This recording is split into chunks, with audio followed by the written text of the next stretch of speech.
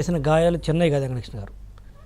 ఈరోజు ప్రత్యక్షంగా దాడులు చేశారు, అదేవిధంగా ఇండైరెక్ట్గా ఆర్థిక వ్యవస్థ మీద దాడులు చేశారు. నాకు తెలిసి నిన్న డ్రగ్స్ కూడా ఎలక్షన్ నిన్న ఏదైతే 25,000 కిలోలు వచ్చినాయి చూసావా, ఈ టైంలో వస్తే నాకు డౌట్ వస్తుంది. సబ్జెక్ట్ టు కరెక్షన్ సిబిఐ వాళ్ళు నాకు తెలిసి ఒక 1 వీక్ 10 రోజులు చెప్పాలి. ఈ డ్రగ్స్ మొత్తం కూడా దింపి రేపు ఎలక్షన్స్లో ఏమన్నా యువతకి ఇచ్చి వాళ్ళ వైపు ఉన్న వాళ్ళని పాపం వాళ్ళకు జగన్మోహన్ రెడ్డి గారికి వైసీపీ పార్టీకి వాళ్ళు లీస్ట్ బాదర్, మనిషి అయినా జంతువు అయినా వాళ్ళ స్వార్థం వాళ్ళు బయటపడడం తప్పితే రెండోది లేదు. ఇందాక మేము చెప్పాను లోకల్ బాడీస్లో మేము తప్పుకున్నామంటే మా చేతగా కాదు.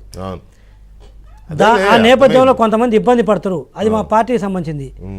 సో అందుకు కొంపలు మునిగింది ఏం లేదు, నాకు తగ్గాం. బట్ వారికి అలా కాదు. రేపు నా డౌట్ అంటున్నాను, ఆ డ్రగ్స్ ఇచ్చి పంపిస్తారేమో డౌట్ వస్తుంది. మరి ఈ టైంలో లేకపోతే 25,000 కిలోలు తేవటం ఏంటి, అది మా మీద నెట్టడం మీరు రెడీ జనానికి మీ మేనిఫెస్టోలు ఇవి చెప్పుకోవడంతో పాటు జరిగిన అకృత్యాలు అరాచకాలు కూడా ఒకసారి గుర్తు చేయకపోతే మెమరీ అనేది 100% మేము గుర్తు చేస్తాం వెంకటకృష్ణ గారు. రెండోది కూడా ఇంకోటి నేను ఇందాక కూడా చెప్పాను, మర్చిపోయే గాయాలు కాదు వాళ్ళు చేసింది, అది వాస్తవం. మర్చిపోయే గాయాలు కాదు వాళ్ళు చేసింది. ఈరోజు ఉద్యోగస్తులున్నాడు, ఇప్పుడు కాదు ఇక వైసీపీ అనే పార్టీకి భవిష్యత్తులో ఎప్పుడు ఓటేయడు, రేపు ఓడిస్తారు. ఇక భవిష్యత్తులో యువత కూడా అంతే.